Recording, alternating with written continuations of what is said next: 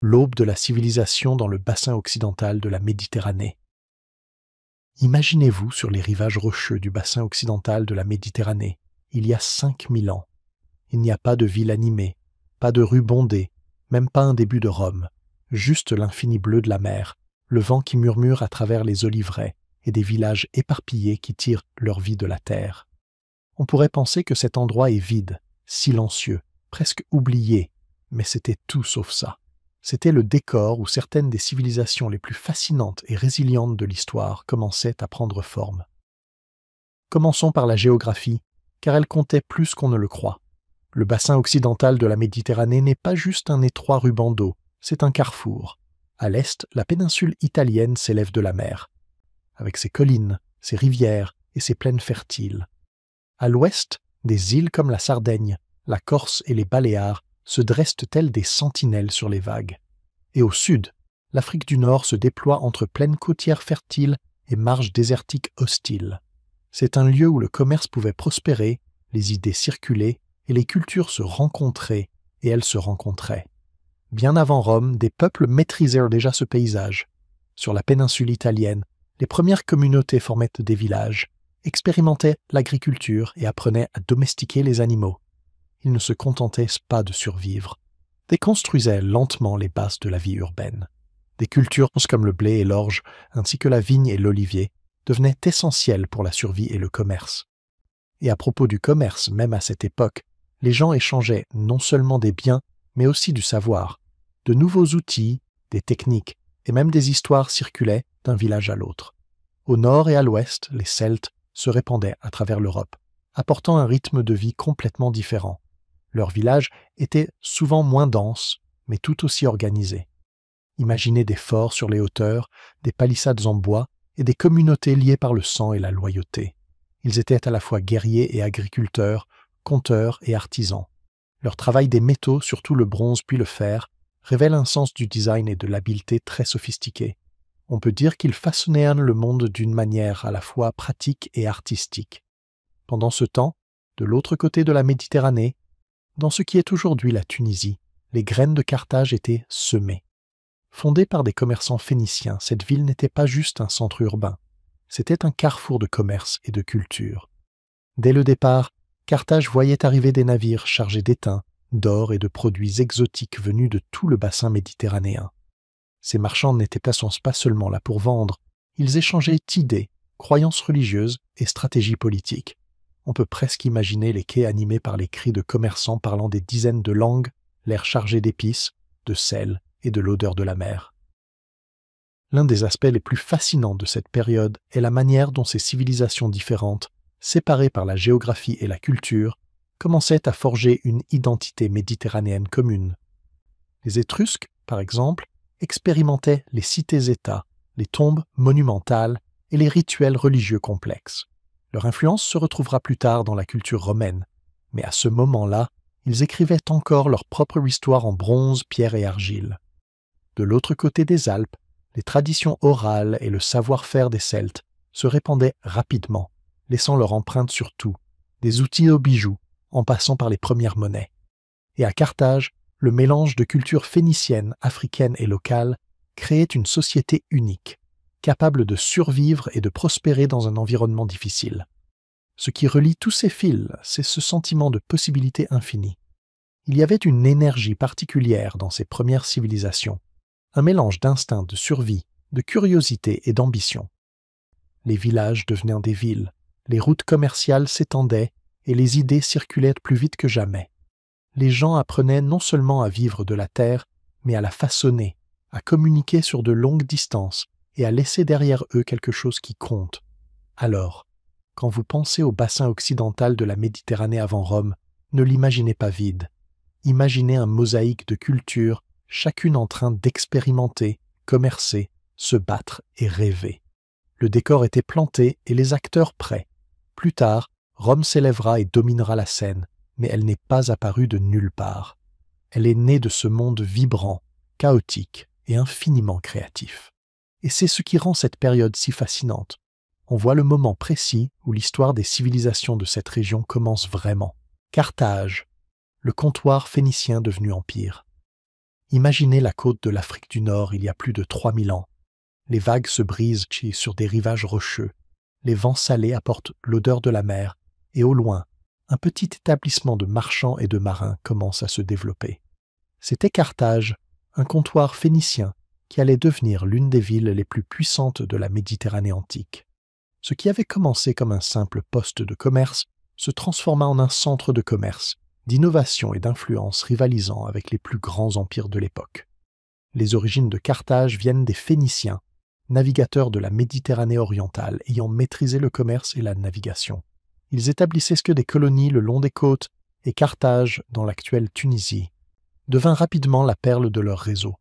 Sa situation était idéale, un port naturel pour les navires, des terres fertiles à proximité pour les cultures et un accès aux routes commerciales s'étendant à travers l'Afrique, l'Europe et les îles méditerranéennes. Carthage n'était pas seulement une ville, c'était une porte entre les mondes, un lieu où marchands, marins et artisans se rencontraient. La ville elle-même impressionnait. Les rues étaient soigneusement planifiées, les marchés grouillaient de produits venus de loin, et le port était rempli de navires transportant argent, étain, épices et textiles. Les artisans qualifiés produisaient poteries, objets métalliques et textiles, reflétant à la fois les goûts locaux et les influences étrangères. La richesse de Carthage ne résidait pas seulement dans ses bâtiments ou ses biens, elle était dans ses réseaux. Le commerce reliait la ville à la Grèce, l'Égypte, l'Ibérie et au-delà, créant un flux d'idées, de techniques et de richesses que peu d'autres villes pouvaient égaler. L'ascension de Carthage ne se limita pas au commerce. Sa puissance militaire et navale joua un rôle crucial. Les navires de la ville pouvaient dominer les routes maritimes, protéger les convois marchands et projeter la force à travers la Méditerranée. Les soldats carthaginois, souvent des mercenaires venus de régions alliées, défendaient des territoires allant de l'Afrique du Nord à la Sicile et même jusqu'en Espagne.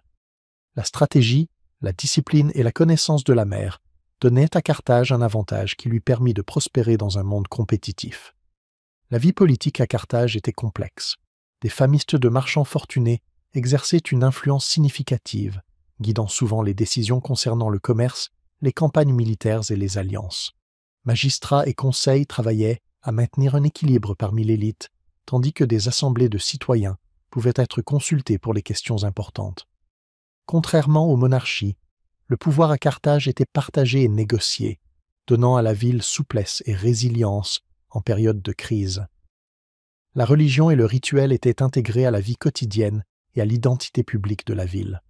Les temples et espaces sacrés marquaient la skyline et les cérémonies structuraient la vie civique, renforçant les hiérarchies sociales et les liens communautaires. Les Carthaginois étaient profondément conscients de la tradition et du symbolisme, utilisant le rituel pour légitimer l'autorité et guider les décisions, assurant que citoyens et dirigeants restaient alignés sur les valeurs et priorités de la ville. L'influence de Carthage dépassait largement ses murs. Des colonies et comptoirs commerciaux parsemèrent la Méditerranée, de la Sicile à la Sardaigne, du sud de l'Espagne aux côtes africaines. Par ses avant-postes, Carthage contrôlait le commerce, exploitait les ressources et étendait sa portée politique. La ville devint aussi un pont culturel, mêlant héritage phénicien et influence locale pour créer une identité distinctive, à la fois cosmopolite et fière de ses racines. Mais le succès de Carthage en fit un rival pour les puissances émergentes. Son expansion entra en conflit avec les colonies grecques et plus tard avec Rome elle-même. La concurrence pour le commerce et le territoire prépara le terrain à des décennies de conflits, culminant dans des guerres qui allaient remodeler le monde méditerranéen. Pourtant, même dans sa défaite, Carthage laissa un héritage durable. Innovations maritimes, réseaux commerciaux et exemple d'une ville capable de passer d'un simple comptoir à un empire grâce à la vision, à la stratégie et à l'adaptabilité. Ainsi, quand vous pensez à Carthage, ne vous limitez pas aux guerriers ou aux batailles.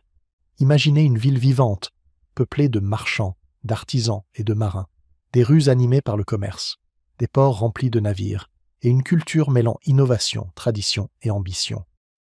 Carthage n'était pas seulement une ville, c'était la preuve du pouvoir du commerce, de l'intelligence stratégique et de l'influence durable d'un peuple qui savait prospérer dans un monde connecté bien avant que Rome ne domine la Méditerranée.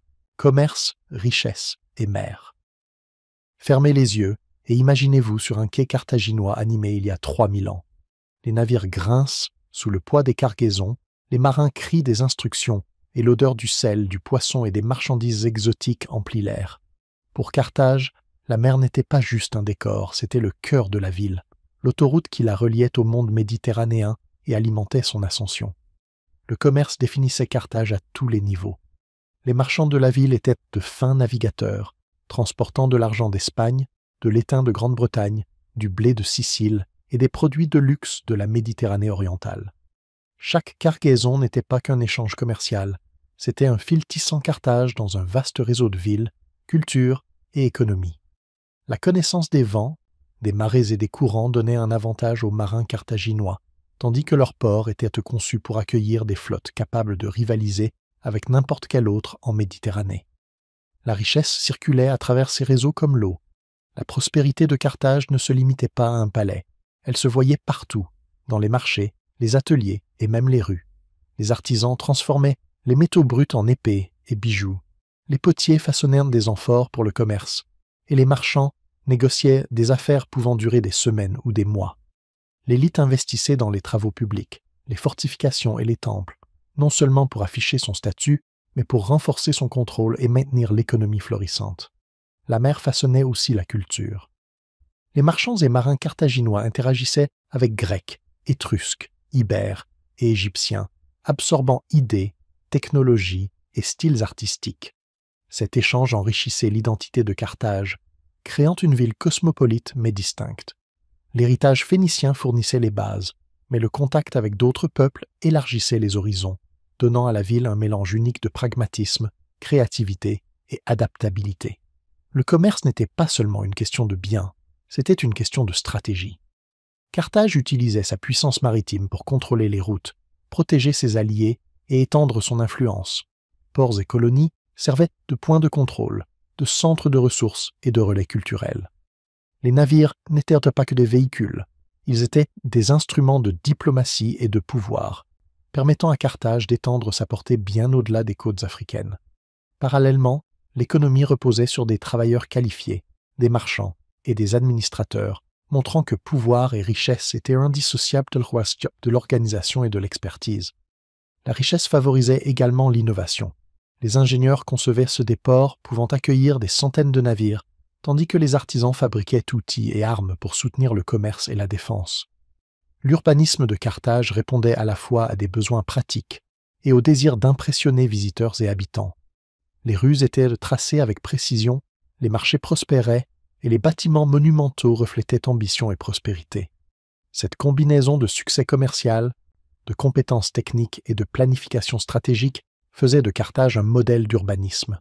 Pourtant, avec la richesse venait la rivalité.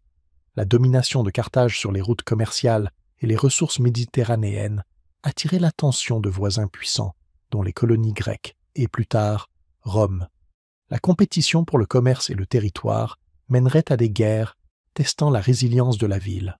Même ainsi, les leçons du commerce, adaptabilité, négociation et anticipation, aidèrent Carthage à durer plus longtemps que beaucoup de ses contemporains, prouvant que la puissance économique pouvait rivaliser avec la force militaire. Au final, l'histoire de Carthage est indissociable de la mer. Elle était le canal par lequel circulaient idées, biens et personnes, la scène de l'ambition et de l'ingéniosité, et le fondement de la richesse et du pouvoir de la ville. Sans maîtrise maritime, Carthage n'aurait pas pu devenir un empire, ni influencer des cultures bien au-delà de ses rivages. Ainsi, quand vous pensez à cette ville remarquable, imaginez plus que des murs et des armées. Voyez un port vivant, des marchés remplis de marchandises exotiques, et une société prospérant parce que ses habitants comprenaient que dominer la mer, c'était dominer les opportunités elles-mêmes. Carthage nous montre que commerce, stratégie et connexion sont tout aussi puissants que les épées et les armées pour façonner l'histoire, religion et vie spirituelle en Occident. Bien avant que Rome ne domine la Méditerranée, les peuples des régions occidentales avaient des traditions spirituelles riches et complexes. Leurs croyances n'étaient pas de simples concepts écrits sur des rouleaux, elles étaient intégrées à la vie quotidienne, guidant les décisions, structurant les communautés et donnant un sens aux événements, qu'ils soient ordinaires ou extraordinaires. Des Étrusques aux Celtes, en passant par les Carthaginois, le rituel, la cérémonie et l'interprétation des signes occupait une place centrale dans la manière dont les gens comprenaient le monde. Pour les Étrusques, la pratique spirituelle était omniprésente.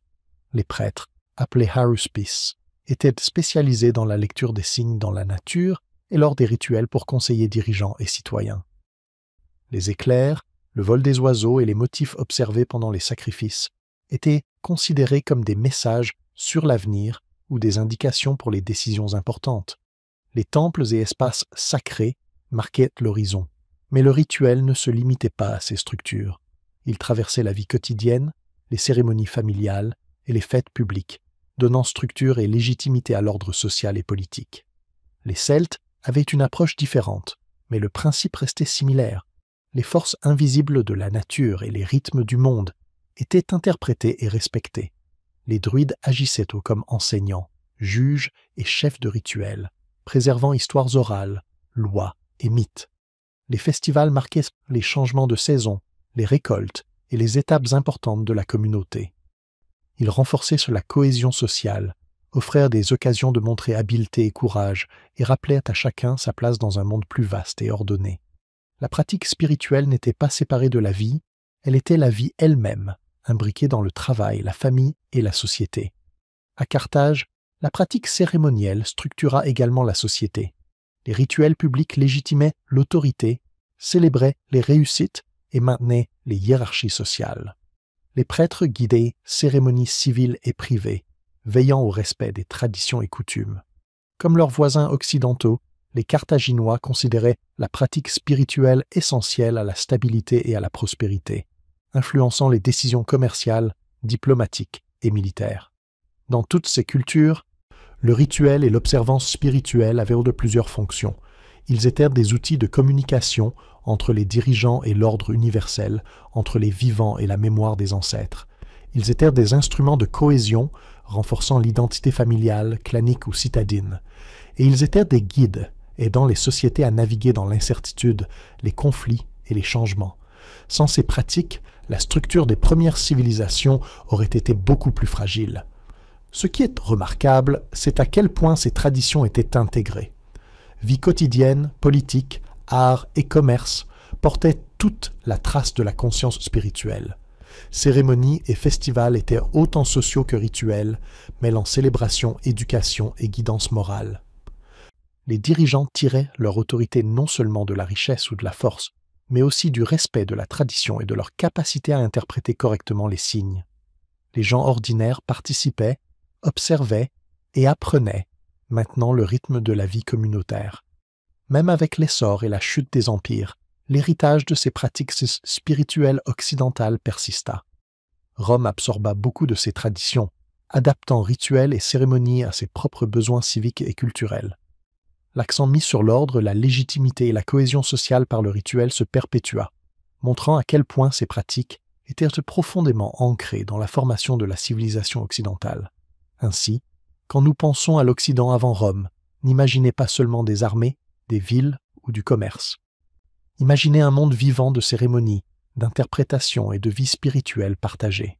Les gens lisaient les signes dans le ciel, honoraient les rythmes de la nature et accomplissaient des rituels qui les reliaient entre eux et à l'ordre plus vaste qui les entourait.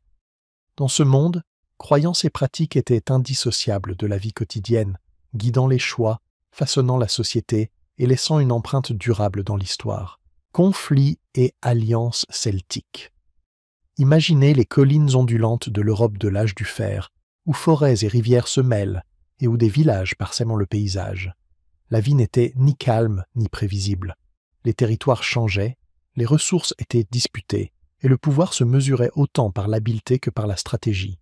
Les Celtes, répartis sur ce qui est aujourd'hui la France, l'Allemagne, la Grande-Bretagne et au-delà, n'étaient pas un peuple unifié. Ils formaient un réseau de tribus, chacune avec ses chefs, guerriers et coutumes. Dans ce patchwork de communautés, conflits et alliances structuraient presque tout. La guerre celtique était autant politique que militaire. Raids, escarmouches et batailles à grande échelle permettaient aux tribus de défendre leur territoire, acquérir des ressources et gagner du prestige. Les jeunes guerriers obtenaient une reconnaissance par leur bravoure, et les chefs consolidaient leur autorité grâce au succès militaire. Pourtant, les combats n'étaient pas constants, les rythmes saisonniers, Le commerce et la diplomatie dictaient souvent quand survenaient tous les conflits.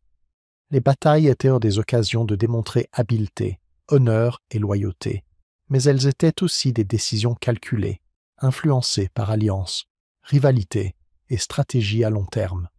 Les alliances étaient tout aussi importantes. Les tribus formaient des pactes temporaires pour contrer des ennemis plus forts ou accéder à des routes commerciales et des terres fertiles. Mariage, ancêtres communs et obligations mutuelles pouvaient consolider ces liens. Druides et anciens médiateurs guidaient les négociations et veillaient au respect des promesses. Les alliances pouvaient évoluer rapidement. Un ami une année pouvait devenir un adversaire l'année suivante si les circonstances changeaient. Cette fluidité demandait attention constante, négociation et capacité à anticiper menaces et opportunités. Fait intéressant, les conflits celtiques suivaient souvent des règles et traditions. Honneur, courage et équité comptaient. Les chefs attendaient des guerriers qu'ils combattent avec bravoure tout en respectant certaines limites, comme le traitement des prisonniers ou des lieux sacrés. Les querelles pouvaient durer des générations, mais elles étaient aussi des occasions de narration, de création mythique et de renforcement des valeurs culturelles.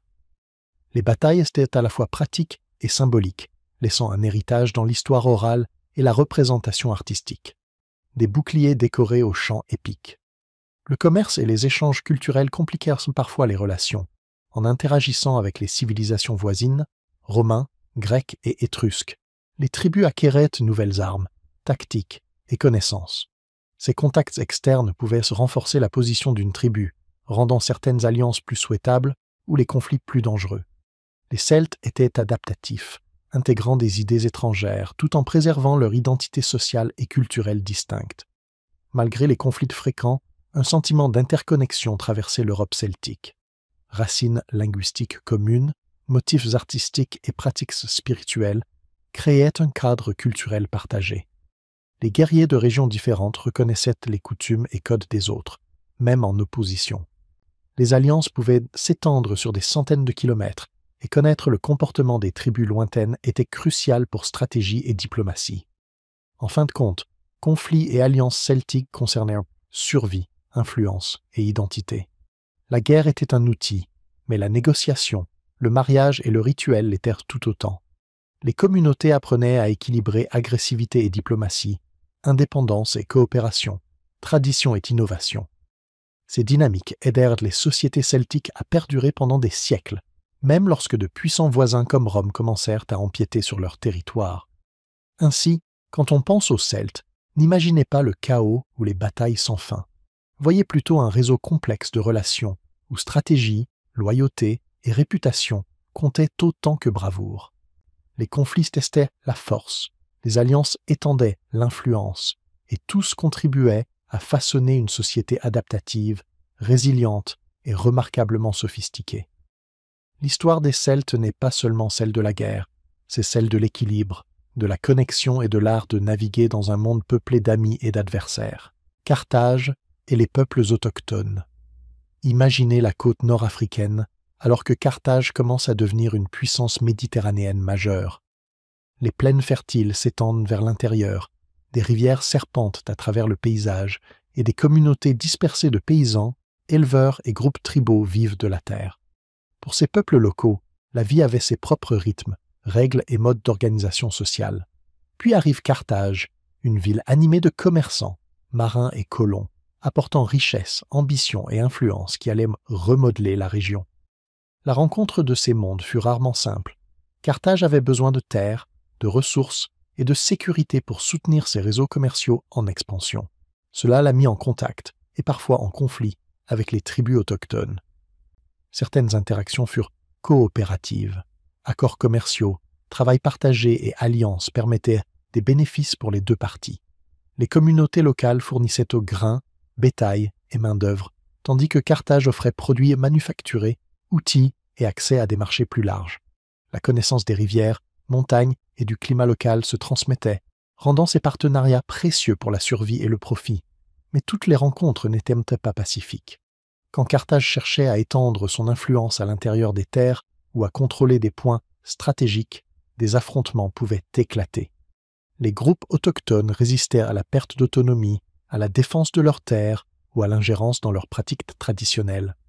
Les expéditions militaires carthaginoises, soutenues par des troupes disciplinées et des mercenaires, pouvaient écraser la résistance locale, mais elles devaient aussi naviguer dans le paysage complexe des loyautés et rivalités tribales. La victoire ne dépendait pas seulement de la force, elle exigeait diplomatie, négociation et gestion attentive des alliances. Carthage utilisait souvent une combinaison de carottes et de bâtons.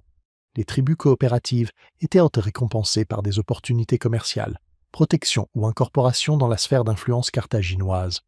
Celles qui résistaient faisaient face à des campagnes militaires, fortification des frontières ou isolement stratégique. Cet équilibre entre incitation et pression permettait à Carthage de s'étendre tout en maintenant une stabilité relative, mais nécessitait une attention constante aux loyautés changeantes et aux dynamiques de pouvoir parmi les communautés autochtones. Les échanges culturels étaient un autre résultat. Carthage assimilait les connaissances locales sur l'agriculture, le climat et les ressources, tout en introduisant des techniques phéniciennes de construction, artisanat et commerce. Avec le temps, une identité hybride émergeait dans certaines régions, où pratiques carthaginoises et locales coexistaient, influençant religion, art et coutumes sociales. Même dans le conflit, cette interaction laissait des traces dans la culture matérielle et les traditions locales. La relation avec les peuples autochtones influença aussi la stratégie à long terme de Carthage. Contrairement aux empires purement expansionnistes, Carthage devait gérer un patchwork de communautés semi-autonomes, tout en protégeant routes commerciales et centres urbains. Le succès nécessitait une compréhension nuancée de la politique locale, de la géographie et des alliances. La force militaire était importante, mais seule elle ne pouvait maintenir l'influence ou la richesse de la ville. En fin de compte, l'histoire de Carthage en Afrique du Nord est autant une histoire de négociation que de conquête. Sa croissance dépendait de la capacité à équilibrer force et diplomatie, à intégrer des alliés sans aliéner de partenaires potentiels et à exploiter les ressources sans détruire complètement les réseaux locaux.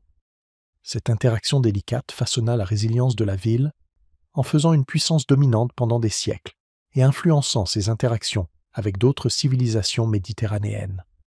Ainsi, quand on pense à Carthage et à son essor, ce n'est pas seulement une histoire de navires et d'armées, c'est une histoire d'interactions humaines, de conflits, coopération, compromis et adaptation. Les peuples autochtones d'Afrique du Nord n'étaient aussi pas de simples spectateurs, ils participaient activement, façonnant les stratégies, la culture et en fin de compte l'histoire de Carthage.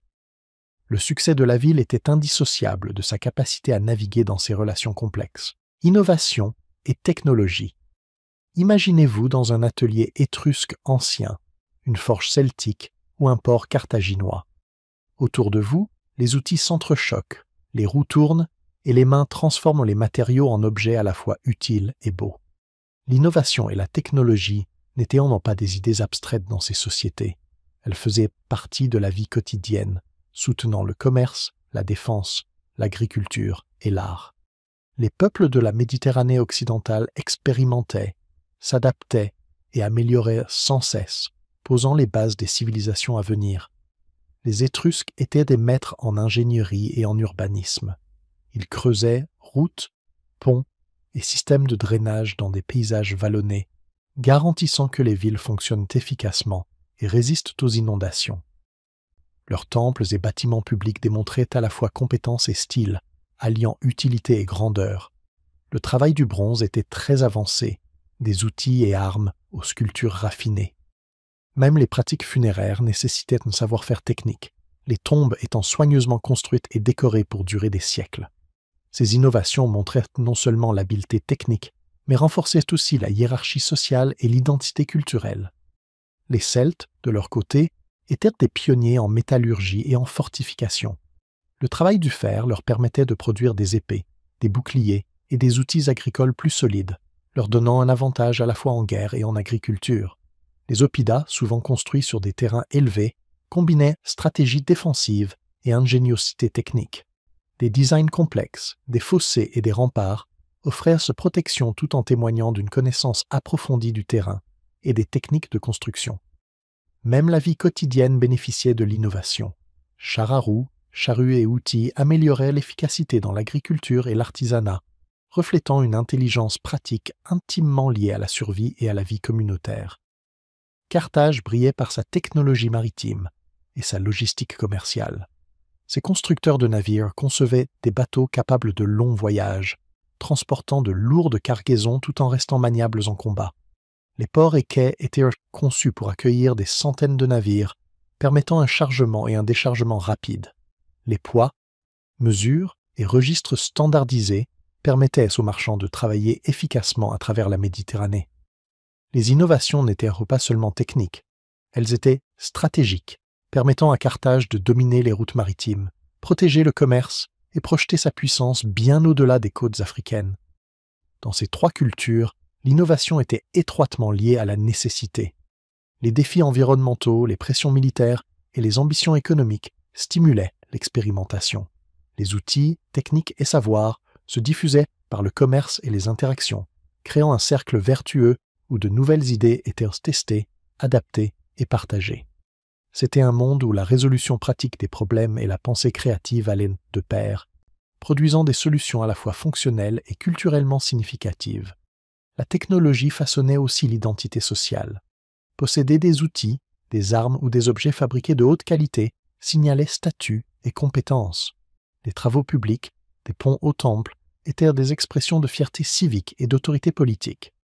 Les artisans et ingénieurs étaient assez respectés, leur expertise essentielle à la survie et à la prospérité. L'innovation n'était pas un idéal abstrait, c'était une partie visible et valorisée de la vie quotidienne, intégrée au travail, à la défense et aux rituels. Au final, les réalisations des Étrusques, Celtes et Carthaginois montrent que l'innovation ne se limite pas à l'invention. Elle repose sur l'adaptation, l'observation et l'application du savoir pour résoudre des problèmes concrets. Routes, armes, navires et outils n'étaient pas de simples objets, ils étaient des prolongements de l'intelligence et de la culture humaine. Grâce à ces technologies, ces sociétés ont façonné leur environnement, renforcé leur communauté et laissé des héritages qui influenceraient des civilisations longtemps après leur disparition.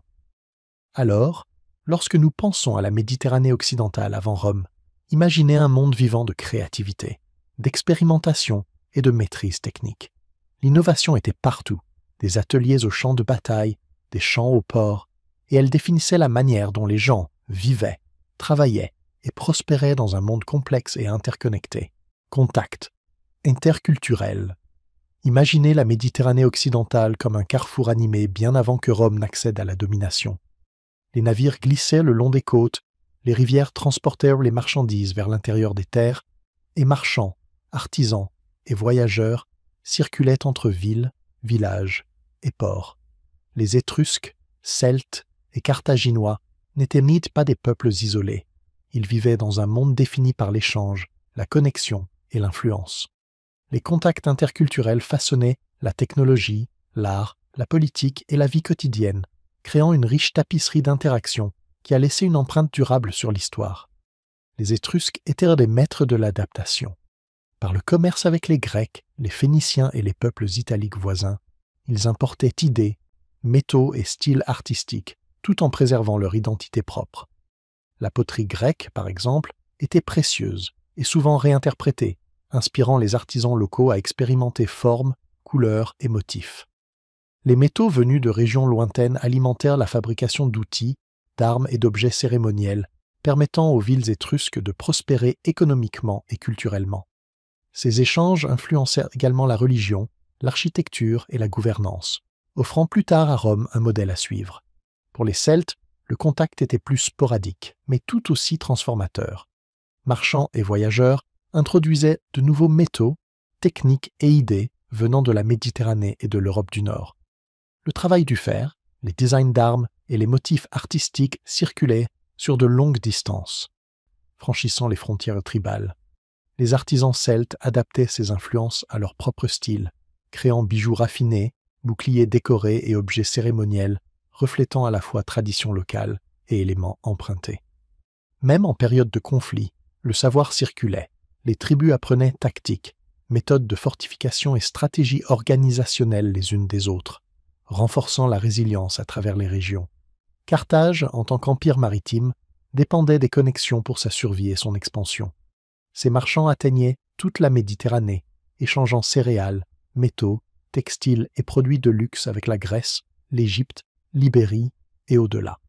Ces interactions n'étaient pas purement économiques, Elle véhiculait idées, techniques et pratiques culturelles. Les navires carthaginois rapportèrent en connaissances en navigation, ingénierie et diplomatie, influençant ensuite l'urbanisme, la stratégie militaire et la gouvernance. Les contacts interculturels rendaient Carthage adaptable, innovante et résiliente, capable de projeter son influence loin de son cœur africain. Ces échanges n'étaient pas toujours pacifiques. Le commerce pouvait susciter rivalités, disputes sur les routes ou les ressources et escarmouches occasionnelles. Pourtant, même le conflit facilitait les contacts. Technologies capturées, stratégies empruntées et artisans intégrés circulaient à travers les frontières. Avec le temps, Étrusques, Celtes et Carthaginois créaient des formes hybrides d'art, de gouvernance et de technologie, mêlant ce qu'ils apprenaient des autres à ce qui leur était propre. Les contacts interculturels influençaient aussi l'identité. Motifs partagés, marchandises échangées et connaissances des peuples lointains renforçaient le sentiment d'appartenir à des réseaux plus larges. En même temps, préserver les traditions locales était essentiel pour maintenir la singularité culturelle. Ces sociétés trouvaient un équilibre entre adaptation et identité, créant des communautés dynamiques capables de prospérer dans un monde interconnecté. En fin de compte, l'histoire de la Méditerranée occidentale est autant une histoire d'échange que de conquête. Les connexions stimulaient l'innovation, enrichissaient la culture et renforcèrent la résilience. Commerce, diplomatie, voyages et même conflits rapprochèrent les peuples, créant un réseau d'influence traversant rivières, montagnes et mers. Sans ces interactions, les villes, tribus et empires de la région seraient restés isolés, moins vivants et moins préparés aux défis à venir. Ainsi, lorsque nous regardons l'histoire avant Rome, imaginez une toile de contact, marchands, voyageurs, artisans et guerriers faisant circuler idées autant que marchandises. L'échange interculturel était le moteur vital de la Méditerranée occidentale, façonnant technologie, société et culture d'une manière qui résonne encore à travers les siècles. Héritage laissé derrière. Faites un pas en arrière et imaginez la Méditerranée occidentale avant que Rome ne domine le monde. Des villes étrusques animées par artisans et prêtres, des tribus celtes se déplaçant dans les forêts et collines, et des ports carthaginois vivant grâce au commerce et aux marins. Ces civilisations ont émergé, prospéré et fini par affronter des défis, mais leur influence n'a pas disparu. Elle a laissé un héritage qui a façonné l'histoire et reste visible aujourd'hui. Les Étrusques, par exemple, ont offert à Rome bien plus que de l'art et de l'architecture. Leurs techniques d'ingénierie, routes, ponts, systèmes de drainage ont permis à la vie urbaine de s'épanouir. Leurs structures politiques et religieuses ont fourni un modèle de gouvernance, combinant cérémonies, lois et organisation civique. Même certains symboles romains d'autorité, des faisceaux à certains rituels, remontent à l'innovation étrusque. Grâce à eux, les idées d'urbanisme, d'identité civique et de pouvoir ritualisé ont perduré, semant des concepts qui traverseraient l'Empire romain et au-delà.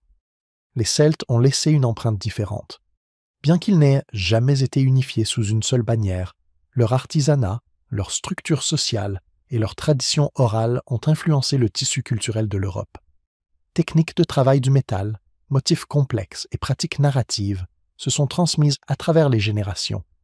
Les notions celtiques d'honneur, de parenté et de communauté ont façonné la gouvernance locale et inspiré les cultures voisines. Même dans les régions plus tard conquises par Rome, des échos de l'identité celtique subsistaient dans la langue, le folklore et les motifs artistiques. Leur résilience rappelle que l'influence ne dépend pas toujours d'un empire. Elle peut survivre par la culture et la mémoire. Carthage, quant à elle, a laissé un héritage lié au commerce, à la navigation et à la diplomatie. En tant que puissance maritime, elle a créé des réseaux commerciaux reliant Europe, Afrique et Proche-Orient. Les techniques carthaginoises en construction navale, navigation et logistique ont influencé le commerce méditerranéen pendant des siècles. Les villes et ports qu'ils ont établis ont continué à servir de centre longtemps après leur déclin. Même leur approche d'intégration des peuples conquis par la diplomatie et le commerce offrait un modèle que d'autres allaient étudier et adapter. Dans ces civilisations, un thème commun se dégage. L'innovation, la culture et l'organisation sociale peuvent perdurer même après la disparition du pouvoir politique. Routes, tombes, objets, styles artistiques et savoir-faire technologiques ont survécu pour influencer les sociétés suivantes. Les idées sur le leadership, l'honneur, le commerce et la communauté ont survécu aux ascensions et chutes de rois, tribus et cités-États. D'une certaine manière, les fondations posées par Étrusques, Celtes et Carthaginois ont permis à Rome, et finalement à l'Europe, d'hériter d'un monde plus riche et complexe. Leur héritage rappelle aussi que l'histoire est cumulative. Les réalisations d'une culture deviennent les pierres angulaires de la suivante. La civilisation ne se crée pas en isolation. Elle se façonne à travers rencontres, échanges, conflits et coopérations. Les routes mènent aux villes, les objets racontent des histoires, et le savoir se transmet de génération en génération, tissant un fil continu du passé au présent. Ainsi, lorsque nous regardons la Méditerranée occidentale avant Rome, nous ne voyons pas seulement des villes disparues ou des batailles perdues. Nous assistons aux racines de la culture, de la technologie et de la société qui ont influencé tout ce qui a suivi. Les Étrusques, Celtes et Carthaginois ont peut-être disparu de la scène politique, mais leurs idées, leur art et leurs innovations continuent de façonner le monde. Leur héritage témoigne de l'ingéniosité humaine, de la résilience et du pouvoir durable de la culture. Qui étaient les Étrusques? Fermez les yeux un instant et imaginez l'Italie avant que Rome ne devienne le centre du monde. Des collines ondulantes, des rivières serpentant à travers des plaines fertiles et des villes éparpillées entre les montagnes. Maintenant, imaginez un peuple qui semble surgir presque de nulle part, mystérieux, sophistiqué et un peu intouchable. Voilà les Étrusques, les premiers véritables maîtres du centre de l'Italie, façonnant une culture qui laisserait ses empreintes sur Rome bien avant que les Romains n'imaginent jamais un empire. Le mystère entoure les Étrusques.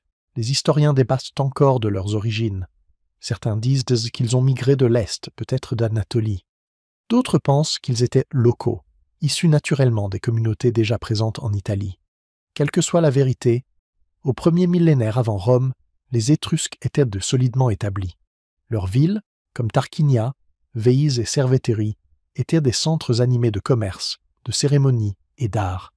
Et contrairement à certaines civilisations primitives, ils ne se reposaient pas uniquement sur des rois ou des dirigeants pour définir leur monde, ils avaient une structure sociale complexe où nobles, prêtres et familles puissantes jouaient tous un rôle. L'une des choses les plus frappantes chez les Étrusques était leur amour de la vie. Leurs tombes, qui peuvent sembler sinistres, racontent mieux l'histoire que n'importe quel livre. Riches de fresques montrant des banquets, de la musique, de la danse et des compétitions sportives, ces lieux de sépulture révèlent une société qui célébrait à la fois les vivants et les morts. À la différence de l'accent romain plus tard mis sur la loi et la conquête, les Étrusques se délectèrent de la beauté, des loisirs et de l'expression personnelle. Leur art n'était pas juste décoratif, c'était le reflet de leur vision du monde, vibrant et plein de possibilités. Leur spiritualité était complexe et omniprésente. Les Étrusques croyaient que les signes de la nature et les rituels pouvaient se guider les décisions, les éclairs, le vol des oiseaux ou des motifs inhabituels observés lors des cérémonies. Les prêtres, appelés aruspices, interprétaient ces signes et guidaient les décisions privées et publiques. Cela peut sembler étrange aujourd'hui, mais dans leur monde, c'était sérieux. Ignorer un présage important pouvait signifier le désastre pour toute la ville. Cette sophistication laissera une empreinte durable sur Rome, qui s'inspirera largement des rituels et pratiques étrusques. Bien sûr, la vie ne se résumait pas à l'art et aux rituels. Les Étrusques étaient des ingénieurs et bâtisseurs brillants. Ils creusaient routes, ponts et canalisations dans les collines, créant des infrastructures qui survivraient à leur civilisation. Certaines de leurs techniques, notamment en urbanisme et construction, influencèrent directement les Romains. Ils savaient exploiter les rivières pour l'irrigation et le commerce, fortifier leurs villes et construire des temples monumentaux qui impressionnaient quiconque entrait.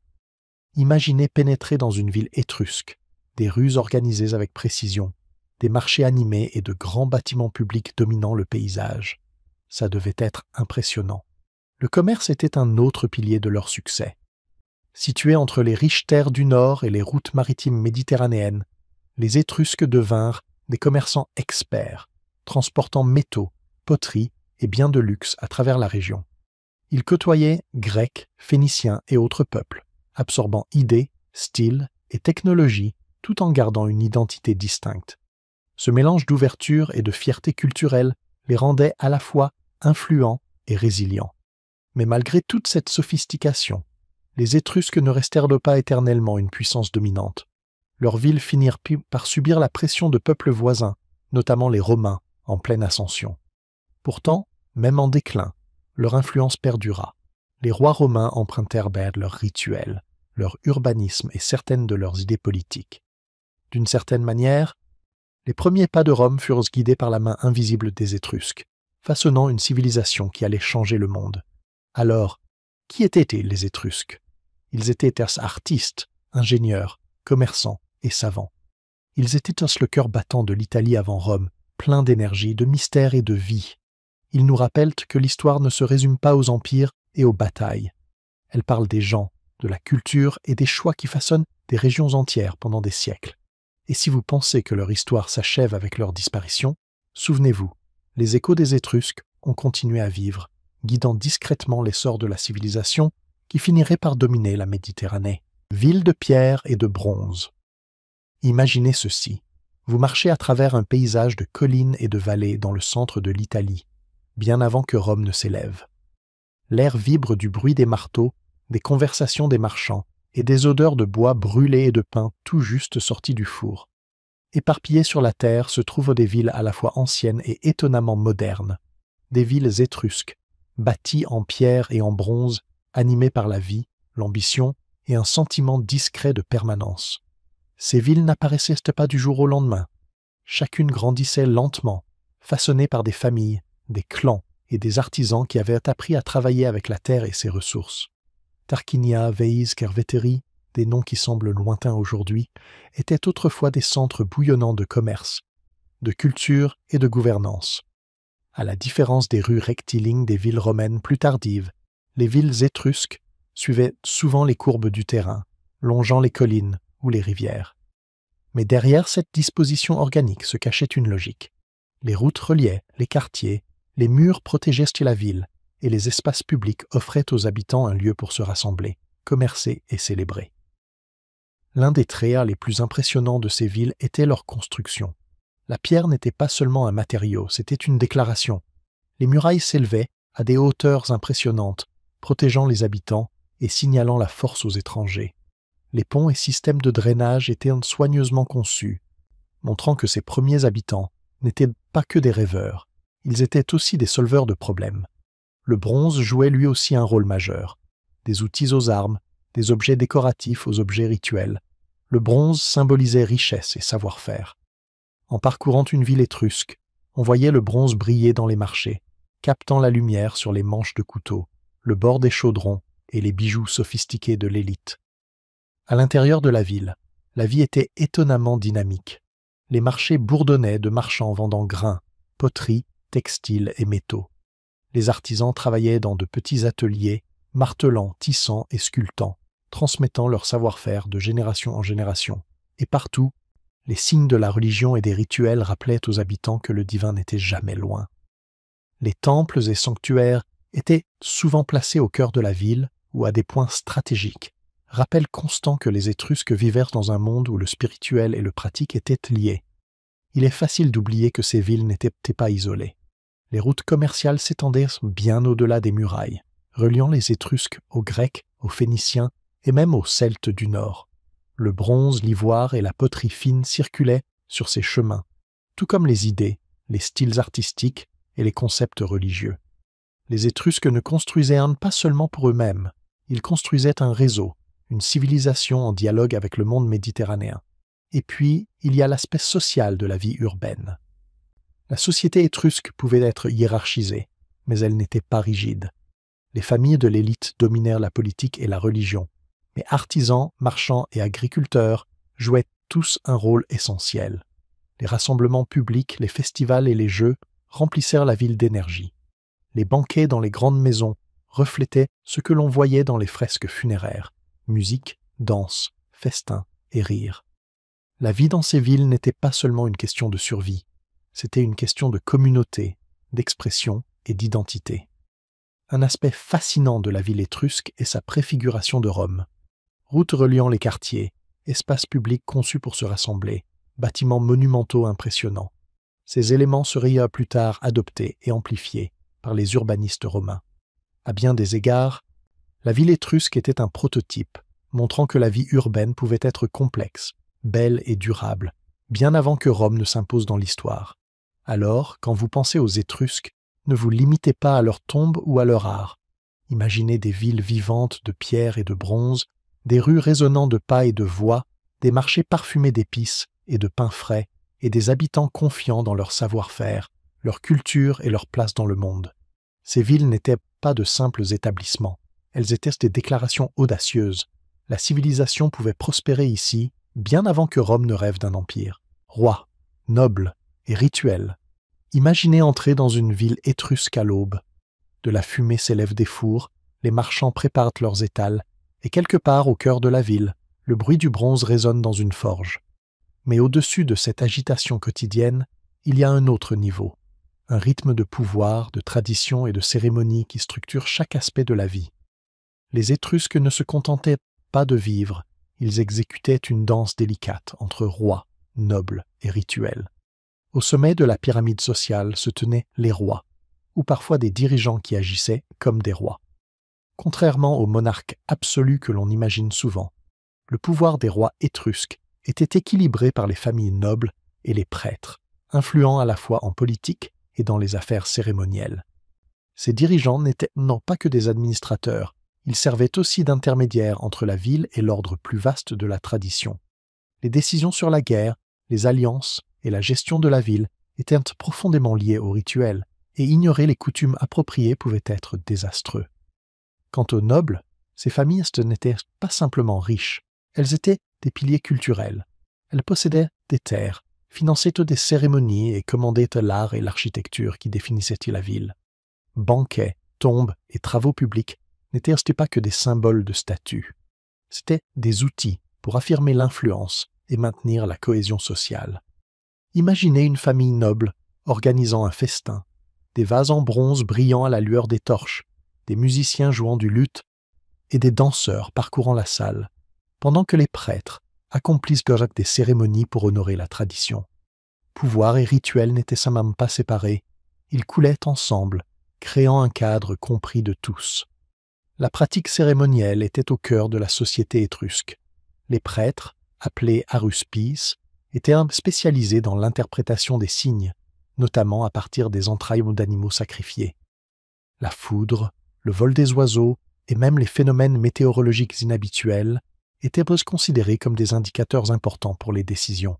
Chaque choix majeur, d'une campagne militaire à l'ouverture d'un marché, pouvait impliquer la consultation de ces experts. Ce n'était pas de la superstition, c'était un système qui apportait de l'ordre à l'incertitude et légitimité aux dirigeants. Les rituels ne se limitèrent pas au temple, ils étaient tissés dans la vie quotidienne. Les cérémonies publiques marquaient pour les changements de saison, les récoltes et les victoires militaires. Les nobles utilisaient ces occasions pour renforcer les alliances, montrer leur richesse et affirmer l'identité de la ville. Même les rituels privés dans les maisons comptaient. On honorait les ancêtres, les enfants étaient initiés aux rôles sociaux, et les mariages comprenaient souvent des cérémonies pour assurer prospérité et protection. Pour les Étrusques, le rituel était un pont entre ambition humaine et ordre social. Un aspect fascinant est la flexibilité, mais aussi la structure de leur système. Bien que rois et nobles exercèrent le pouvoir, leur autorité n'était pas absolue. Des conseils d'anciens, des alliances familiales et la guidance des prêtres créaient un équilibre. On pourrait voir cela comme une sorte de système précoce de freins et contrepoids, où le pouvoir se négociait plutôt que d'être pris pour acquis. Cette approche aidait les Étrusques à gérer des villes à la fois politiquement complexes et culturellement riches, les rendant résilients et adaptables dans un monde méditerranéen en évolution. L'impact de ces structures s'étendait bien au-delà de leur époque. Les rois romains empruntèrent largement à la gouvernance et aux pratiques cérémonielles étrusques, adaptant rituels et traditions politiques à leur usage. L'idée que la tradition cérémonielle légitime l'autorité, que les élites doivent montrer leur pouvoir à travers œuvres publiques et célébrations, et que la société fonctionne mieux lorsque le leadership est lié au rituel, tout cela était hérité des Étrusques. Ainsi, rois, nobles et rituels n'étaient pas seulement une question de hiérarchie ou de spectacle. Ils étaient le ciment de la civilisation étrusque. Ils guidaient les décisions, inspiraient la créativité et créaient un sens de l'ordre dans un monde souvent imprévisible et dangereux. Ils nous rappellent que la civilisation ne se résume pas aux murs et aux armes. Elle repose sur les relations, les symboles et les pratiques partagées. Au final, les Étrusques ont bâti plus que des villes. Ils ont construit une société où pouvoir, rituels et culture étaient indissociables, laissant un héritage qui résonnera à travers Rome et au-delà. Les tribus celtiques d'Europe. Fermez les yeux et imaginez un paysage de forêts brumeuses, de collines ondulantes et de rivières sinueuses s'étendant à travers l'Europe bien avant que Rome n'étende son ombre. Dans ces terres sauvages, des groupes de personnes façonnèrent des vies faites à parts égales de survie, de communauté et d'aventure. C'étaient les Celtes, féroces, créatifs et toujours en mouvement, des tribus dont l'histoire est souvent éclipsée par les empires, mais qui ont façonné le continent de façon qui résonnerait pendant des siècles. Les Celtes n'étaient alors pas une seule nation ou un empire. Pensez à eux comme un vaste réseau de tribus, chacune avec son propre chef, ses lois et ses traditions, mais partageant un même cœur culturel. Des côtes atlantiques de l'Ibérie aux forêts du Rhin et du Danube, ils se déplaçaient, commerçaient, se battaient et célébraient d'une manière résolument celtique. Et oui, ils pouvaient être de redoutables guerriers, mais ils étaient aussi agriculteurs, artisans et conteurs. Leur société n'était pas rigidement centralisée. Le pouvoir se négociait à travers la parenté, la réputation et le savoir-faire. Leurs forteresses sur les hauteurs sont parmi les vestiges les plus frappants de leur monde. Imaginez des palissades en bois et des remparts de terre se fondant dans les collines, protégeant non seulement des trésors, mais le cœur même de la tribu. Ces forts n'étaient pas que des postes militaires. Ils symbolisaient l'identité, la sécurité et la fierté. À l'intérieur, les familles cultivaient la terre, fabriquaient des outils et se préparaient au commerce comme au conflit. Et dans les terres environnantes, les villages prospéraient au rythme des semailles, des récoltes et de la vie communautaire. L'artisanat était une marque de la culture celtique. Leur travail des métaux, en particulier, était extraordinaire. Le bronze puis le fer étaient transformés en épées, bijoux et objets rituels combinant utilité et esthétique. Des motifs tourbillonnants, des nœuds complexes et des animaux symboliques ornaient tout, des boucliers aux torques, ces colliers emblématiques qui indiquaient le statut. Même les objets du quotidien portaient la beauté, révélant une société qui ne séparait pas fonction et expression. Et puis il y avait les druides, gardiens du savoir, de la loi et de la religion. Ils n'étaient pas que prêtres, ils étaient enseignants, conseillers, juges et conteurs. Les druides détenaient les traditions orales de la tribu, transmettant mythes, généalogies et lois de génération en génération. Dans un monde sans écriture, la mémoire était pouvoir, et les druides la manœuvraient avec soin. Ils médiatisaient aussi les conflits, supervisaient les rituels et interprétaient le monde naturel comme un reflet des forces divines. Leur influence était profonde, rappelant à tous que les sphères spirituelles et sociales étaient indissociables. Le commerce reliait les Celtes au monde plus large, tout comme pour les Étrusques et les Carthaginois. Ils échangeaient métaux, sel, poterie et biens de luxe avec les civilisations méditerranéennes, tout en intégrant de nouvelles idées et technologies. Ces échanges façonnèrent leur art, leurs outils et même leurs stratégies politiques. Les Celtes n'étaient pas des barbares isolés, ils participaient activement à un réseau dynamique de culture à travers l'Europe. Bien sûr, la vie n'était pas toujours paisible. Conflits tribaux, raids et alliances faisaient partie du paysage. Les chefs devaient se prouver au combat et les guerriers étaient formés dès l'enfance. Pourtant, même dans le conflit, il y avait un sens de communauté et de rituel. Les victoires étaient célébrées, les pertes pleurées, et chaque acte de courage ou de sacrifice portait une valeur symbolique. La cohésion sociale ne reposait pas seulement sur la peur, mais sur une culture, des lois et des croyances partagées. Ce qui est remarquable, c'est l'adaptabilité des Celtes. Ils pouvaient cultiver les plaines fertiles, naviguer dans les forêts, traverser les rivières et s'installer sur de nouvelles terres, tout en conservant une culture reconnaissable. Leurs histoires, leur art et leurs symboles voyageaient avec eux, créant un réseau identitaire reliant des tribus éloignées. Même lorsque Rome s'étendait et que d'autres empires apparaissaient, les Celtes ont laissé une empreinte sur la langue, l'art et la culture régionale qui perdurent encore aujourd'hui. Alors, quand vous pensez à l'Europe avant Rome, ne voyez pas seulement des armées et des empires. Imaginez des tribus parcourant forêts et collines, fabriquant du bronze, racontant des histoires au coin du feu et vivant dans un monde où nature, communauté et courage étaient indissociablement liés. Les Celtes étaient plus que des guerriers. Ils étaient innovateurs, artistes et gardiens de la tradition. Leur monde peut sembler lointain, mais ses rythmes, Ses valeurs et sa créativité ont contribué à façonner l'Europe qui allait suivre. Culture guerrière et vie sociale. Imaginez-vous dans un village celtique au lever du soleil. De la fumée s'élève des foyers, des enfants jouent à l'âne près de la rivière, et le bruit du métal indique que les guerriers sont déjà au travail. Dans le monde des Celtes, la force, l'habileté et le courage n'étaient pas seulement admirés, ils étaient essentiels. Mais être guerrier ne se résumait pas à combattre. C'était profondément lié à la vie quotidienne, à la structure sociale et à la culture qui définissait chaque tribu. Les guerriers celtes devaient être intrépides, oui, mais aussi disciplinés. Dès leur plus jeune âge, les garçons apprenaient l'art de la chasse, de l'escrime et de la stratégie.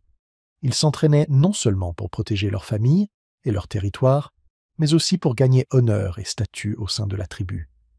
La réputation d'un guerrier ne se mesurait pas seulement à sa force brute, elle se jugeait au courage au combat, à la loyauté envers les proches et à la capacité d'inspirer les autres. Le succès sur le champ de bataille pouvait élever le rang d'une famille, tandis que l'échec avait de réelles conséquences sociales et politiques. Mais ne vous imaginez pas un monde de conflits constants. La vie sociale dans les communautés celtes était riche et complexe. Les villages étaient des centres d'artisanat, de commerce et de rassemblement communautaire. Les paysans cultivaient les céréales et élevaient le bétail. Les artisans fabriquaient outils en bronze et en fer, bijoux et objets rituels, et les marchands commerçaient à travers les rivières et les mers. Ces activités n'étaient pas séparées de la culture guerrière, elles la complétaient. Une communauté prospère signifiait des ressources pour la défense, de la richesse pour le statut et de la stabilité pour la prochaine génération de combattants. Les druides jouaient un rôle fascinant dans cet équilibre. Ils n'étaient pas des guerriers au sens traditionnel, mais leur influence façonnait à la fois la vie spirituelle et sociale de la tribu. Druides étaient juges, enseignants et chefs de rituels, interprétant les signes et veillant au respect des lois tribales. Ils préservèrent l'histoire orale, transmettaient mythes et légendes, et guidaient les cérémonies honorant ancêtres et nature. D'une certaine manière, les druides agissaient comme le lien entre la culture guerrière et la vie quotidienne, rappelant à tous que bravoure et honneur faisaient partie d'un ordre moral et social plus vaste. Les cérémonies, festivals et jeux étaient également essentiels à la vie celtique. Les victoires militaires étaient célébrées par des festins, de la musique et des danses rituelles, tandis que les festivals saisonniers marquaient semailles, récoltes et changements naturels. Ces événements renforçaient les liens communautaires, offraient aux jeunes guerriers l'occasion de montrer leurs compétences et permettaient aux dirigeants d'affirmer leur autorité sans recourir à la violence. On peut voir cela comme une société qui prospérait sur la compétition, mais aussi sur la connexion, la culture et l'expérience partagée. Les liens familiaux étaient cruciaux. La loyauté envers les proches déterminait alliance, héritage et influence politique. Les chefs montaient souvent en grade grâce à leur bravoure et à la réputation de leur famille, tandis que les mariages servaient à la fois des objectifs personnels et stratégiques, reliant clans et réseaux. Même dans la vie quotidienne, le respect des aînés et le suivi des traditions renforçaient les valeurs de courage, d'honneur et de responsabilité. Ordre social et compétences guerrières étaient indissociables, créant une société à la fois résiliente et adaptable. Le commerce et les interactions avec les civilisations voisines façonnaient aussi la culture celtique. De la Méditerranée au nord, l'échange de métaux, de poteries et d'idées enrichissait à la fois l'art et la technologie militaire. Épées, boucliers et armures évoluaient avec ces contacts, tandis que les motifs artistiques, nœuds complexes, animaux et symboles reflétaient une identité culturelle partagée dépassant les frontières tribales. Un guerrier celte pouvait combattre avec ferveur, mais il portait aussi une culture qui valorisait l'art, le savoir et le lien avec la terre et les ancêtres. Ainsi, dans le monde celtique, être guerrier n'était pas juste un rôle, c'était un mode de vie. Cela influençait la loi, l'art, les structures familiales et les rituels communautaires. La force et l'habileté comptaient, mais l'honneur, la loyauté et la participation aux traditions partagées étaient tout aussi importantes.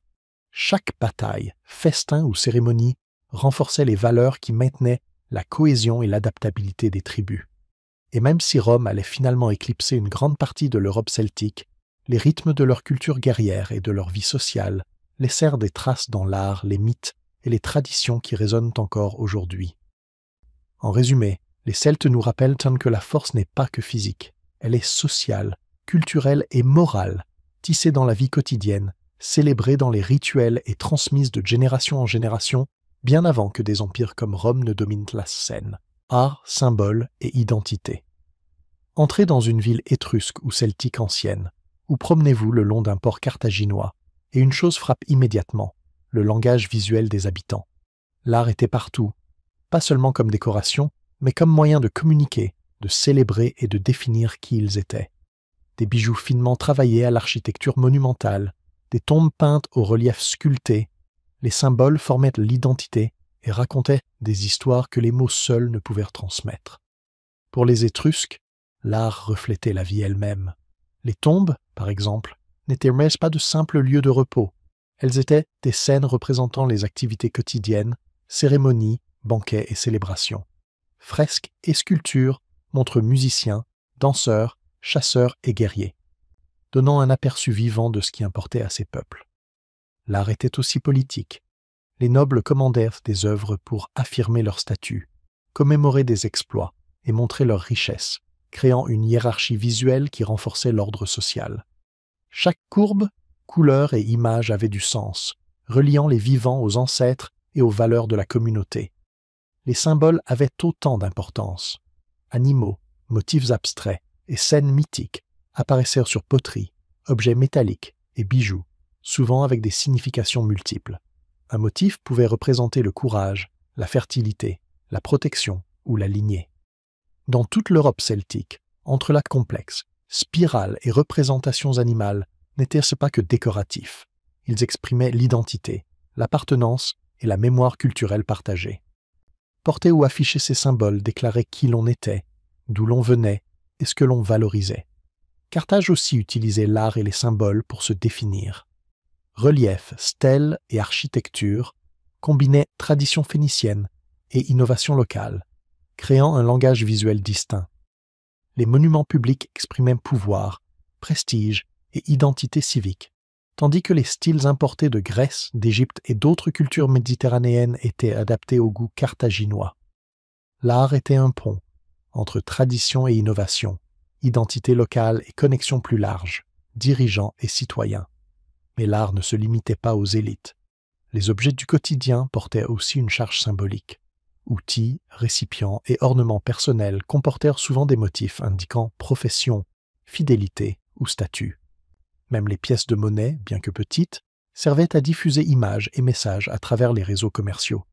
Ces objets renforçaient l'appartenance, la fierté et la reconnaissance, donnant cohésion aux communautés par la culture visuelle partagée. Les symboles et l'expression artistique aidaient aussi les sociétés à gérer le changement. À mesure que les peuples migraient, commerçaient ou entraient en contact avec des voisins, l'art apportait continuité. Un motif ou un style familier ancrant l'identité malgré les nouvelles influences, mêlant innovation et tradition. C'était une manière de s'adapter sans perdre son essence, de communiquer avec l'extérieur tout en préservant la mémoire culturelle. En fin de compte, l'art et les symboles étaient indissociables de la vie quotidienne, de la politique et de la pratique spirituelle. Ils enregistraient victoire, honoraient les ancêtres, instruisaient les jeunes et renforçaient les valeurs de la société. Ils étaient à la fois personnels et collectifs, pratiques et cérémoniels, expressifs et instructifs. En Étrurie, dans les terres celtiques, et à Carthage, la culture visuelle racontait une histoire que les mots seuls ne pouvaient entièrement transmettre. Une histoire d'identité, de fierté et de lien. Ainsi, quand nous regardons ces artefacts, nous voyons plus que la beauté ou l'habileté. Nous apercevons comment les anciens comprenaient eux-mêmes et leur place dans le monde. L'art était leur langage, les symboles, leur grammaire, et ensemble, ils construisaient un témoignage durable de qui ils étaient, bien avant que des empires comme Rome dominent l'histoire. L'influence étrusque sur Rome. Imaginez la Rome primitive, un groupe de villages perchés sur les collines au-dessus du Tibre, encore en train de trouver son équilibre dans un monde dominé par des civilisations établies. Juste au nord et à l'est se trouvaient les Étrusques, puissants, sophistiqués et remplis d'idées qui allaient y façonner l'avenir. Rome ne s'est pas élevée dans l'isolement, elle a grandi à l'ombre et sous l'influence de ses voisins du nord. Les Étrusques ont laissé leur empreinte sur la culture, la politique, l'ingénierie et la religion romaine, un héritage qui résonnerait pendant des siècles. L'une des influences les plus claires se trouvait dans l'urbanisme et l'architecture. Les Étrusques maîtrisèrent la conception des villes, taillant rues, systèmes de drainage et murs fortifiés dans le paysage. Ils construisaient des temples monumentaux, des arcs et des espaces publics alliant utilité et grandeur. Les premiers bâtisseurs romains ont largement emprunté ces techniques. La disposition des forums, la construction des rues et l'usage des arcs et voûtes remontent tous à l'innovation étrusque. Même les aspects symboliques de l'architecture, montrer le pouvoir et l'autorité par l'échelle et le style, provenaient de ses voisins du Nord. Les structures politiques portaient aussi la marque étrusque. Les premiers rois et magistrats romains ont adopté des pratiques cérémonielles, des fonctions administratives et des formes de gouvernance inspirées des modèles étrusques. Conseils d'anciens, assemblées de citoyens et combinaisons du pouvoir des élites avec la prise de décision collective étaient des stratégies adaptées des villes étrusques. L'usage des rituels pour légitimer l'autorité, renforcer la hiérarchie sociale et unir les communautés était une autre idée empruntée. L'influence étrusque offrait à Rome un modèle pour combiner leadership, loi et cérémonie de manière durable. La religion et le rituel à Rome étaient également façonnés par les traditions étrusques. Les prêtres, formés à interpréter les présages, symboles sacrés et cérémonies, guidaient les grandes décisions de la ville, de la guerre à la construction. Espaces sacrés, processions et fêtes publiques devinrent des outils de cohésion civique, reflétant les pratiques des villes étrusques. Cette intégration de l'observation spirituelle à la vie politique et sociale aidait Rome à établir légitimité et stabilité en s'étendant. L'art et les symboles ont également voyagé de l'Étrurie à Rome. L'art funéraire étrusque, le travail du bronze et les motifs décoratifs inspirèrent les premiers artisans romains. Techniques sculpturales, styles de fresques et images symboliques fournissaient aux Romains des idées esthétiques et des moyens de communiquer identité, pouvoir et ordre social. Même l'équipement militaire et les tenues cérémonielles reflétèrent souvent l'influence étrusque, mêlant style et fonction d'une manière que Rome continuerait de perfectionner. Les réalisations en ingénierie furent un autre héritage durable. Rome apprit de l'expertise étrusque en drainage, construction de ponts et gestion de l'eau. Techniques pour aqueducs, routes et infrastructures urbaines furent adaptées et développées, permettant à Rome de devenir une ville capable d'accueillir une population massive. Ces leçons pratiques aidèrent Rome à passer de villages dispersés à un centre urbain florissant. L'impact des Étrusques n'était pas toujours évident. Il était subtil, inscrit dans les rituels, la disposition des villes et les pratiques civiques. Rome hérita non seulement d'idées, mais d'une approche, celle que l'ordre, la légitimité et l'identité se renforcent par l'architecture, la cérémonie et la gouvernance. En beaucoup de points, les fondations de la culture romaine reposaient sur les épaules étrusques, même si Rome finit par éclipser ses voisins du Nord. Ainsi, quand on regarde la Rome primitive, ne l'imaginez pas entièrement originale ou autonome. Derrière ses rues, temples et structures politiques, il y avait une dette envers les Étrusques, une civilisation qui enseigna à Rome comment construire, gouverner et symboliser le pouvoir. Les Étrusques n'influencèrent pas seulement Rome, ils lui donnèrent un modèle de grandeur façonnant la ville et, finalement, l'empire qu'elle deviendrait. La vie quotidienne dans 3 mondes. Imaginez-vous réveillé dans une ville étrusque, un village celtique ou une cité carthaginoise. Le soleil se lève sur les rues, les rivières ou les ports, et la vie commence de manière très différente, mais avec des similitudes surprenantes. Malgré leur culture distincte, les rythmes quotidiens du travail, de la famille, du commerce et de la vie communautaire reliaient ces sociétés, façonnant la manière dont les gens vivaient, apprenaient et prospéraient bien avant que Rome ne domine la Méditerranée. Dans les villes étrusques, les matinées pouvaient débuter avec des marchands installant leurs étals, des artisans s'occupant de leurs ateliers et des paysans apportant des produits frais des champs voisins. Les familles étaient soudées, et la vie quotidienne tournait à la fois autour de la survie et du statut social. Les nobles supervisaient les domaines et commandaient des œuvres d'art, tandis que les citoyens ordinaires fabriquaient outils, poteries ou objets en bronze. Les repas étaient partagés, souvent dans un contexte social ou cérémoniel, reflétant à la fois les valeurs communautaires et la richesse personnelle. L'éducation, l'apprentissage et l'instruction religieuse faisaient partie des routines quotidiennes, assurant que le savoir, la tradition et les compétences se transmettent de génération en génération. La vie celtique avait un rythme différent, influencé par le paysage et les saisons. Les villages se regroupaient près des rivières ou des champs fertiles, et le travail était collectif. Les paysans cultivaient les champs et s'occupèrent du bétail. Les forgerons fabriquèrent des outils en fer, et les enfants apprenaient des aînés tout en s'entraînant à la chasse et aux arts martiaux. La vie sociale était animée. Contes, musique et festivals offraient divertissement, guidance morale et cohésion sociale. Les guerriers s'entraînaient régulièrement, mais ils étaient aussi voisins, membres de la famille et participant à la vie plus large de la tribu. Druides et anciens médiateurs réglèrent les conflits, guidaient les pratiques spirituelles et préservaient les histoires orales qui reliaient les communautés sur de vastes régions. Carthage, en revanche, était une ville de commerce et d'échange. Ses rues grouillaient de marchands, marins et artisans. Les marchés débordaient de produits venus de toute la Méditerranée, céréales, métaux, textiles et objets de luxe. Les familles vivaient dans des maisons à plusieurs étages, tandis que les espaces publics accueillaient événements civiques et cérémonies. Les citoyens devaient équilibrer travail et diplomatie, car les alliances et accords commerciaux influençaient à la fois prospérité et sécurité.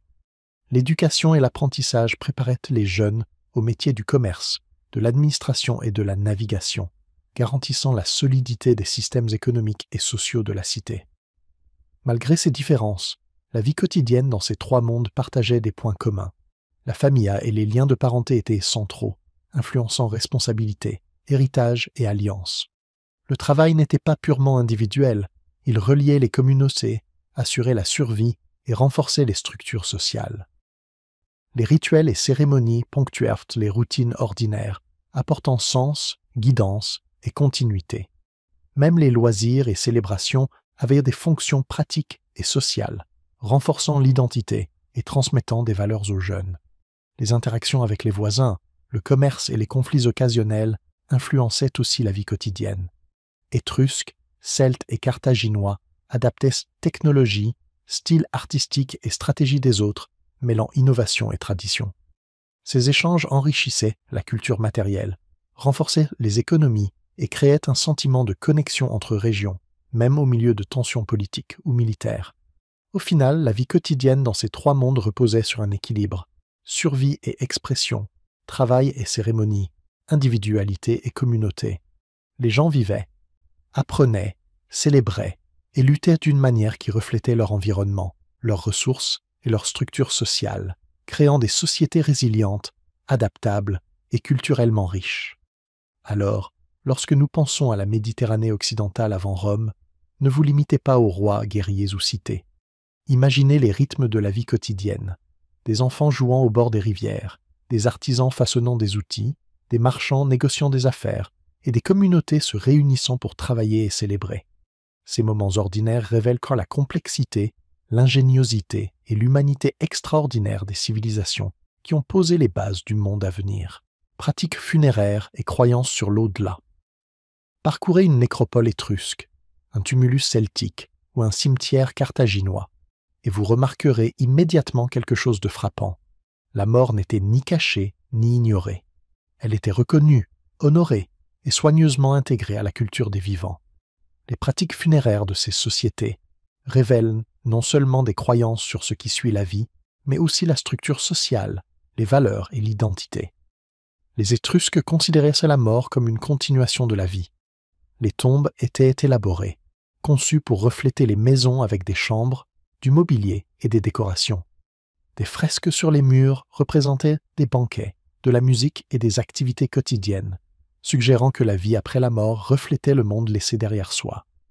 Les familles enterrèrent des objets personnels, bijoux et outils pour accompagner le défunt, renforçant le statut et maintenant les liens avec les ancêtres. Ces sépultures reflétaient une société qui valorisait la famille, l'honneur et la célébration de la vie, montrant que les Étrusques ne voyaient pas la mort comme une fin, mais comme une partie d'un cycle plus vaste. Les Celtes accordèrent également une grande importance à l'inhumation. Les tumulus contenaient souvent des armes, des outils et des objets liés au rôle du défunt dans la vie. Les guerriers pouvaient être enterrés avec épée et bouclier, les artisans avec leurs outils et les chefs avec des symboles d'autorité. La crémation et l'inhumation varièrent selon les régions, mais toutes reflétaient le respect de l'individu et de la communauté. Les lieux de sépulture étaient des repères de mémoire et d'identité, reliant les vivants aux générations passées et renforçant les valeurs de courage, de compétence et de responsabilité sociale. À Carthage, les pratiques funéraires étaient tout aussi réfléchies. Les cimetières étaient organisés, avec des pierres et monuments indiquant le statut familial ou civique. Offrandes et objets rituels accompagnaient les morts, symbolisant soins, protection et continuité. Les cérémonies publiques entourant l'inhumation renforçaient les liens communautaires et assuraient le respect des traditions. La mort n'était pas seulement un événement privé, elle était sociale, connectant familles, voisins et citoyens dans une responsabilité et un souvenir partagé. Dans ces trois cultures, ces pratiques avaient plusieurs fonctions. Elles honoraient les morts, renforçaient la hiérarchie sociale, transmettaient des valeurs culturelles et offraient aux vivants un cadre pour traverser le deuil. Rituels, offrandes et monuments créaient une continuité, reliant passé, présent et futur. Les communautés maintenaient la mémoire collective à travers récits, symboles et objets, assurant qu'après la mort, les individus contribuaient à l'identité du groupe. L'art et le symbolisme jouaient aussi un rôle. Dans tombes, tumulus et cimetières, des images de festins, de batailles, d'animaux et de la vie quotidienne racontèrent le rôle du défunt dans la société et sa connexion au monde. Objets et motifs étaient choisis avec soin, reflétant réalisation personnelle, statut social et croyances culturelles. Ces récits visuels permettaient aux communautés d'honorer l'individu tout en renforçant les normes et attentes partagées. En fin de compte, les pratiques funéraires allaient au-delà de la mort. Elles étaient une fenêtre sur la vie. Elles révèlent ce qui comptait, comment les gens se comprenaient et comment ils se reliaient à la famille, à la communauté et au monde au-delà. Le soin, la complexité et le symbolisme de ces rituels montrent que même face à la mortalité, les peuples anciens créèrent du sens, de la continuité et de l'identité. Ainsi, en étudiant ces pratiques, nous n'apprenons pas seulement sur la mort, nous apprenons sur la vie, la culture et les façons dont les sociétés comprenaient l'existence.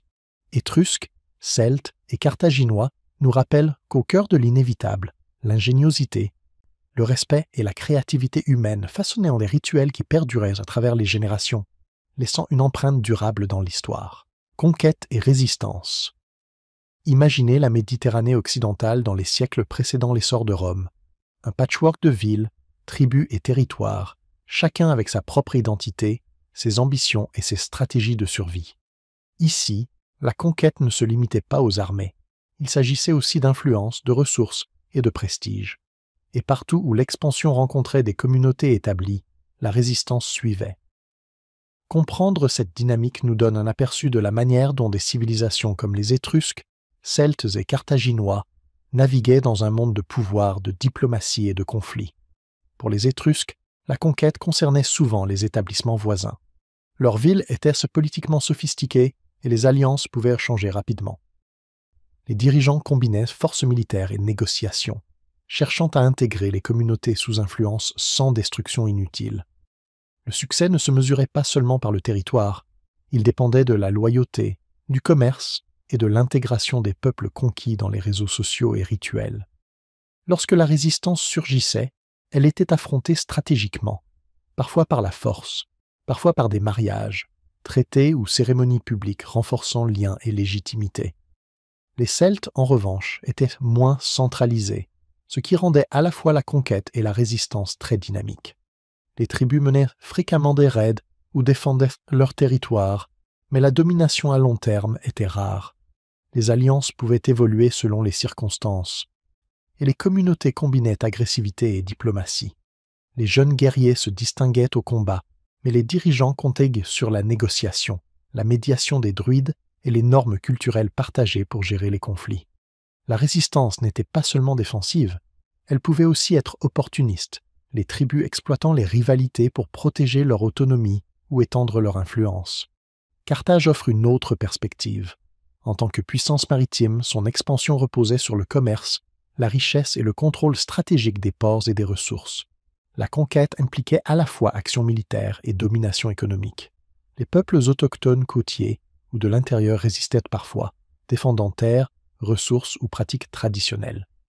Carthage répondait par un mélange de diplomatie, d'intégration et de force.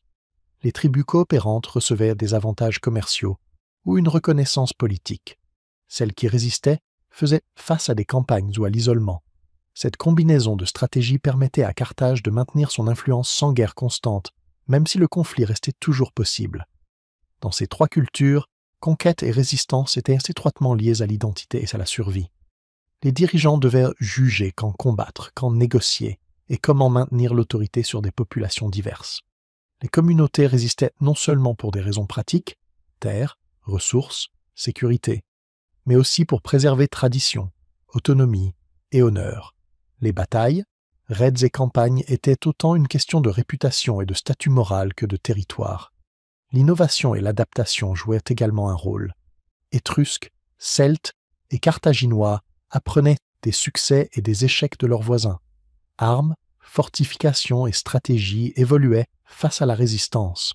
Les alliances étaient testées, rompues ou reforgées selon les dynamiques de pouvoir. Même dans la défaite, des leçons étaient tirées, façonnant la génération suivante de dirigeants et de guerriers. En fin de compte, conquête et résistance n'étaient pas simplement des opposés. Elles faisaient partie d'un cycle qui définissait la vie politique, sociale et culturelle. L'expansion nécessitait négociation, intégration et souvent compromis. La résistance demandait stratégie, unité et résilience. Ensemble, elles créaient un monde dynamique et interconnecté où le pouvoir était constamment contesté, mais où la civilisation continuait de prospérer.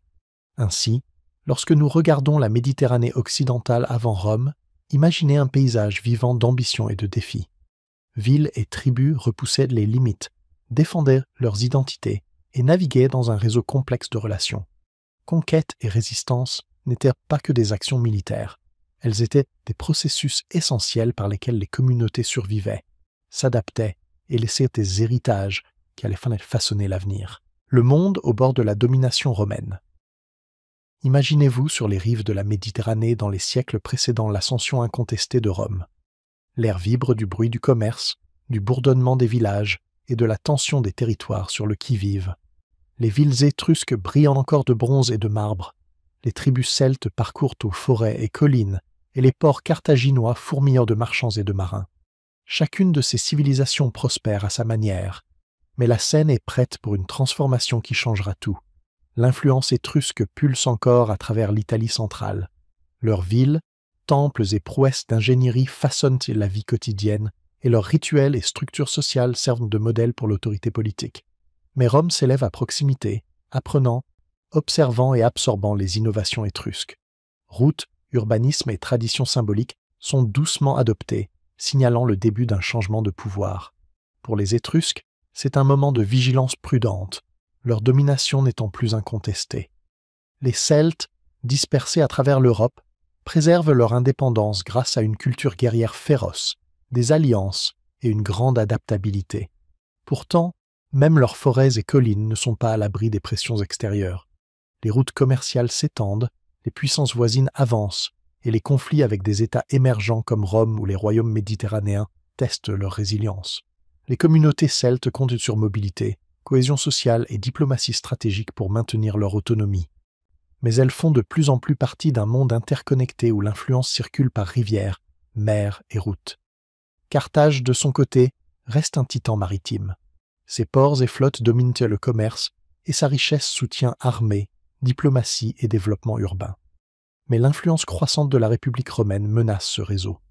Carthage doit jouer un jeu d'équilibre délicat, défendre ses territoires, maintenir ses alliances et assurer que le commerce continue sans interruption.